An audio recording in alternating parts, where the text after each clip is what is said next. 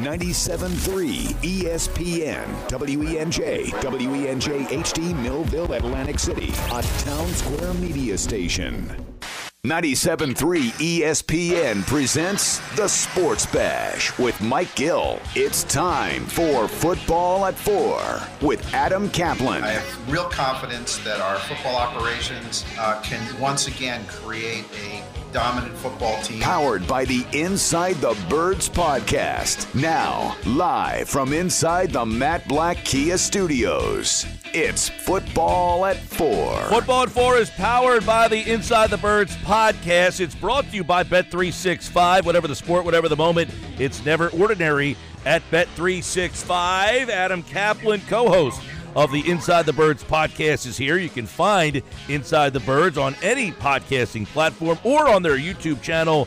Just search Inside the Birds. The Eagles injury report is out, and it is filled with some key names. Adam Caplan, welcome aboard. Football at 4. How are you?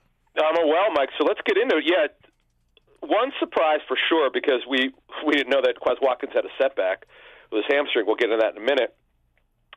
But two big news items. Jalen Carter will not play with the ankle, which he got. The way that Nick Sirianni talked about it, the Eagles head coach today, is somehow he got hurt in Wednesday's practice. Now, he was not listed on the Wednesday injury report after practice, which means maybe he didn't feel right later in the day or on Thursday prior to practice. But nevertheless, he is out. Justin Evans went on injury reserve. He suffered a knee injury, so he has to miss a minimum of 4 games. We'll get into how that's going to look like. Darius Slay, Mike, he is out with that knee injury. Now, he was never listed with an in-game injury, never announced by the club when it happened. So something happened. He didn't feel right maybe getting for treatment. And this is what Mosher and I said on Wednesday. Beware of the pop-up injury, which the team did not announce.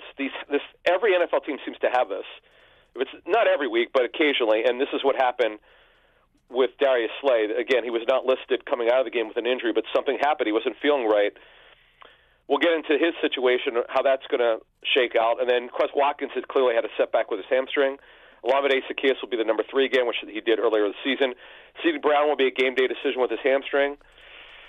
It's just not totally healed. He hasn't had a full practice in 3 weeks. It would surprise me if he played in. Marlon Tuipulotu, with their injuries at D-tackle, he also did not have a full practice this week, but he did work this week after not working last week. So that's a positive sign. So let's get into, Mike, the rotation, how we see it. Fletcher Cox, we need to mention, got cleared to play. Barring a setback, he'll be in the lineup on Sunday. It'll be Cox, Davis, Milton Williams, and Gatavius Street are the 4 now. If Tuipulotu is healthy, they'll dress 5 for sure. And Moro Jomo's available, Mike, so he could dress this week.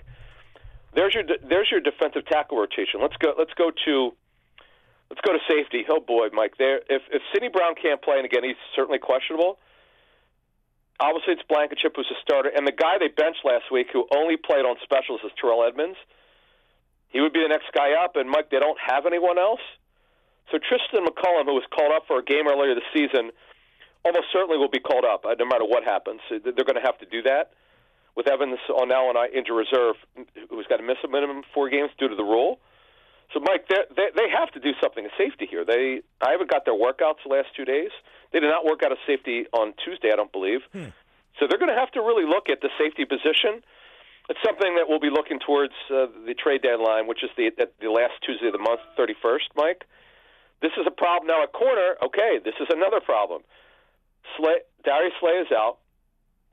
So, Josh Jobe should be starting opposite James Bradbury. He should be able to play both sides. This means that Ringo certainly would be active. Eli Ricks, who's been active lately, who played some nickel last week, he'll be in the rotation. Now, and Mario Goodrich should be up, who could be a backup nickel. Now, if they were playing a better passing team, if they had to play the Rams again this week, I'd be very worried. They're not. They're playing a quarterback who's been struggling other than the Chiefs, other than going against the Chiefs. We're talking about Jets quarterback Zach Wilson, Mike. So, look, as we just got through it, Mike, there are a lot of problems, man. All of a sudden, the Eagles, who were perhaps the healthiest team in the National Football League last season, all 22 starters were available for the Super Bowl.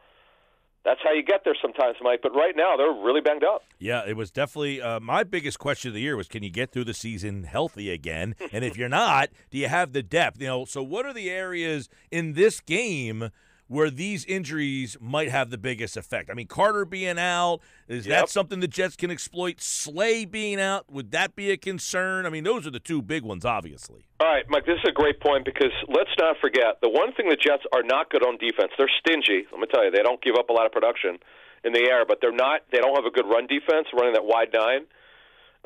So that it bodes well for the Eagles. I mean, that bodes well for Breece Hall in fantasy if you start him. By the way, he was tremendous last week. Dalvin Cook really has not looked the same coming back from the shoulder surgery, but the bottom line is, Mike, it's good for Breece Hall. And Jalen Carter, Mike, has been unbelievable. The pressure rate, ridiculous. One of the reasons why the Eagles have a top 3 run defense is because of Jalen Carter, and that's a problem. So not that they won't come out trying to run the Jets because they need to help Zach Wilson, but that would be the one area that would really concern me is the Eagles' run defense. One thing we didn't touch on yet, Nakobe Dean. Now, they have until tomorrow, I guess, to activate him. Is the anticipation, number one, that he will be active in play, and number two, what his role will be? It's a great question. We're going to have an update Sunday morning from 10 a.m. to 12 p.m. Eastern on this, Mike. We have a very good feeling that he's going to be active for the game, but as you said, they have till 4 p.m. Eastern to make it. And he took a lot of practice reps today. Great sign, last practice of the week, Mike. I'd be kind of surprised if he doesn't play. Now, as far as whether he starts or not, the way it goes is they go over the practice tape and they see his movement, lateral movement, up, forward, back, side to side. He's not a coverage guy. He's a tackler. He's a go-forward guy. He could blitz, by the way. So they're going to go over that practice tape and see how well he moves.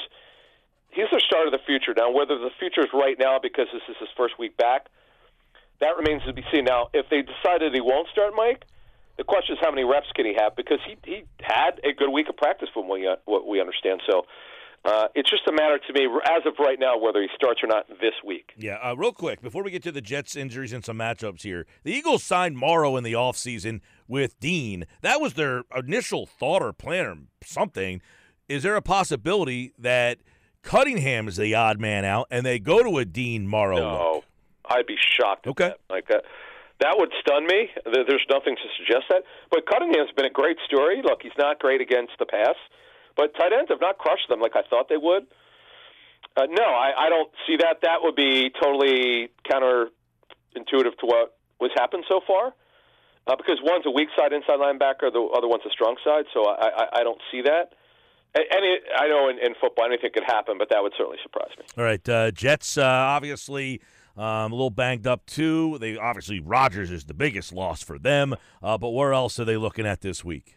The big ones here. Now, this absolutely could impact the matchup, and it will if it holds true. We've not got their final injury report. We'll probably have it after we're on the air here. But the big one is DJ Reed, their number 2 corner. Sauce Gardner's obviously a stud.